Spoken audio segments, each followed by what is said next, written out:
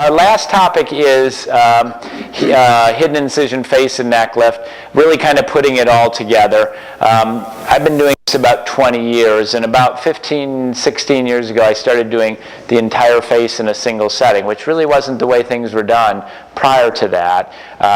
And that included doing small incision like the endoscopic brow lift, eyelids, face and neck lift as a single procedure. And it's because techniques have gotten better and our efficiency has gotten better.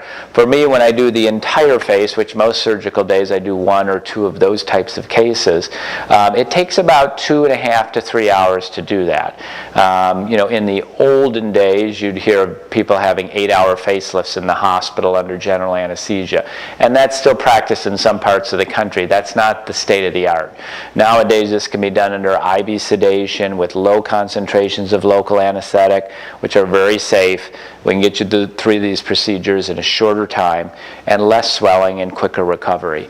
The key point, though, is when we do complete rejuvenation of the face in a single setting, it's a one-time event. You're probably never going to have any other surgery, certainly not going to go through a major facial rejuvenation again, because it's done. And it all blends in and looks together, the point being that it's harmonious. And that's a key concept. And I noticed when I started doing that, the level of patient satisfaction took a big jump up. Because what would happen in the past, let's say I would do a brow lift in the eyelids, they'd be very happy with that part of the face, but they would start to really notice this more, that the jowling and the neck were loose. Or if you do the lower face and neck, which a lot of people do in isolation but isn't the best way, then you notice the heaviness of the brow. But when you do it all together, it blends in, and not only does it look tremendously better, but it also looks more natural. And that's a key thing, is a natural result. You don't want, it's like redecorating a room and leaving an old chair. That's the first thing you're going to notice every time you walk into the room. It's the same way with your face. If you leave something undone, that's what you're going to notice. So doing everything at one time is the best way to do it, and there's a lot of benefits to that from a patient perspective. Here's a patient that has heavy brows, heavy lids, heavy face, heavy neck. Everything is kind of aged at the same rate, okay? So what we did was I did an endoscopic brow lift, we did her eyelids, we did the face and neck lift, and we did neck liposuction. I also did some Botox for the glabella and forehead. I did some fillers for her lower lids as well as around the mouth. And you can see that's a complete rejuvenation. We haven't left anything undone. It all blends in and it looks natural. That's the point. If I had left the upper face heavy or left these creases there, then of course those would be the first thing that she would notice. So, and she comes back, once or twice a year for some fillers in here, because as I mentioned, these are areas where those creases will come back with movement over time. So we do fillers just kind of in this area once a year typically with her to keep it looking, but she looks just like she does now. It's also very natural because everything is done at a deep level, so that tiny incisions in the hairline, which you can't see, hidden incisions inside the ear, which you can't see. The deep tightening is done very deep, so there is no tension on the skin. There's no pulling of the skin or no tension. Nice jawline, nice neckline. We do use liposuction in the neck to thin the neck and then tighten the neck and get a nice rejuvenation that blends in and is soft and natural. So let's see some other patients. This is another patient, not quite as heavy. We did more of a small incision lift that's limited to just inside the ear in the front, nothing behind the ear. Gave her a nice rejuvenation to the mid-face, lifting here through the mid-face, tightening along the jawline and the anterior neckline.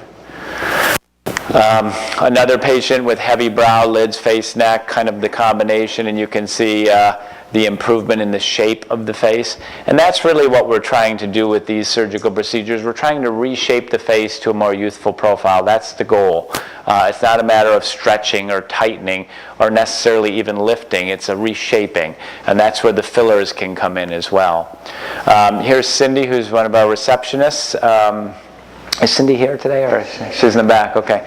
Well, anyway, Cindy, we did brow lift, face and neck lift a few years back. This is just 2 weeks out, where she's a little bit puffy still. Since then, we've done some fillers to give her more cheeks. You can see how flat her cheeks were back in 2007. And when she comes out today, I'll have her come up just so you can see, because about 6 months ago, I did a deep fill here in the office of Radiesse to give her a cheek lift, which looks absolutely fantastic. So it's taken away this flatness here. Here, she still has swelling from surgery, so that makes her very full and youthful, which obviously was early on, only 2 weeks. But I'll show you, Cindy, if you can kind of remember this pre-surgical picture, and then you can see now the help of the fillers as well.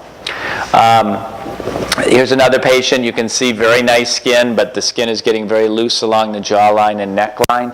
And with an endoscopic brow lift and face and neck lift, just a nice natural rejuvenation, no visible incision lines. Come on up, Cindy. Cindy's my cheek model now. We always laugh. But yeah. So here's Cindy, and as I said, we did a brow lift, face and neck lift. But just recently, I did some Radiesse for the cheeks, which gives her a nice lift and filling to the cheeks, which is really a very powerful technique, and it's something I can do right in the office. And the important point is it actually works better than surgical lifting. These are the areas where we see continued improvement in what we do. For example, brow lifts. I used to do open brow lifts when I went through training, where you'd make a big incision and you'd free up the skin and you release everything, and then you pull the skin back and cut out the extra skin and suture it all up. It was a big procedure, and everybody had numbness on the top of their head, and once you described it to patients, very few wanted it. It's like, no thanks. Now with the endoscopic approach, I can make very tiny incisions, release the forehead, and lift it and shape it even much more accurately, because I use a tiny little device that controls where we lift and how much we lift and get the shape we want. And it takes about 30 minutes to do a brow lift now, where before it would take like an hour, hour and a half, just because of the amount of suturing you had to do. So it's much better. Mid-face, I used to do a lot of mid-face lifts, a lot of mid-face implants. I almost never do that anymore, because the problem with the aging of the lower eyelid and mid-face is fat loss. We lose fat. Sometimes you say, oh, well, you get the pockets under the eye.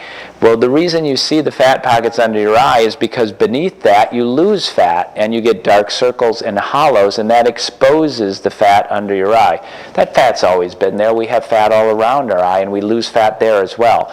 But it goes away faster in the cheek, and as the cheek deflates, the fat falls, and you get this hollowness, the dark circle, and you get flatness of the cheek. Just filling in the hollowness here and filling in the cheek here can fill in the lower eyelid, hide the fat pockets, can lift the mid-face, and that looks much better than lifting or taking fat out, which actually makes you look more hollow. So now we can get a better rejuvenation in most cases with less surgery, which of course is the goal, to make things look better, not different. Okay, so men as well.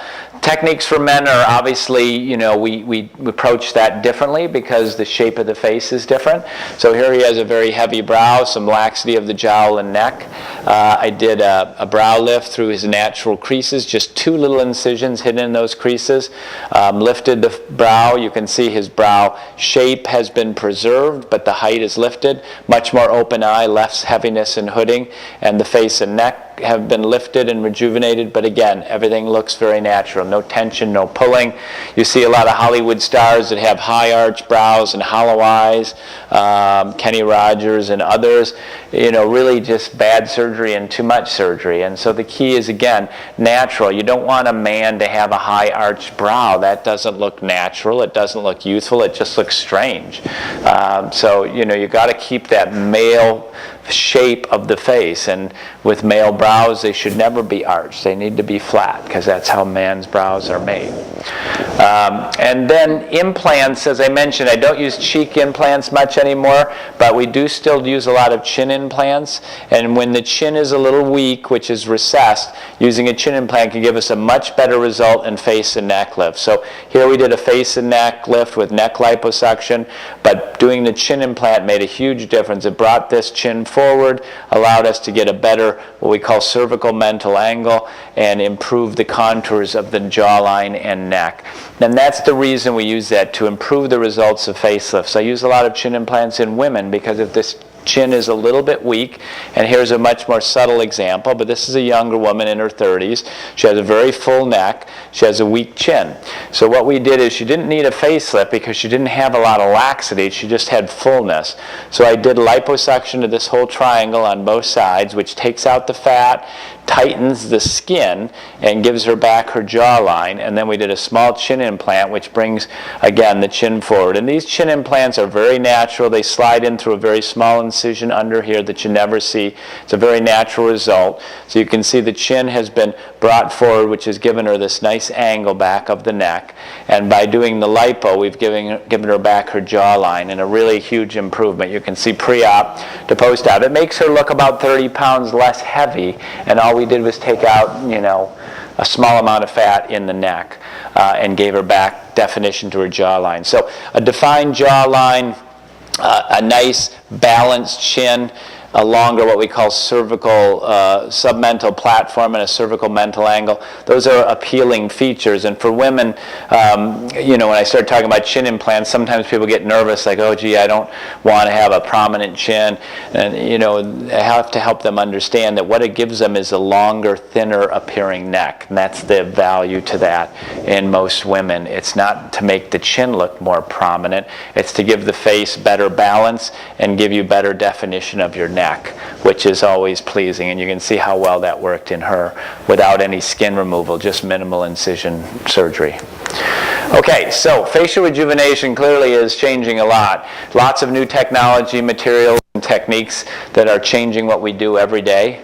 Early treatments are much more common, and office-based treatments much more common, as we're able to do more and more here with light lasers, fillers, Botox, skin care.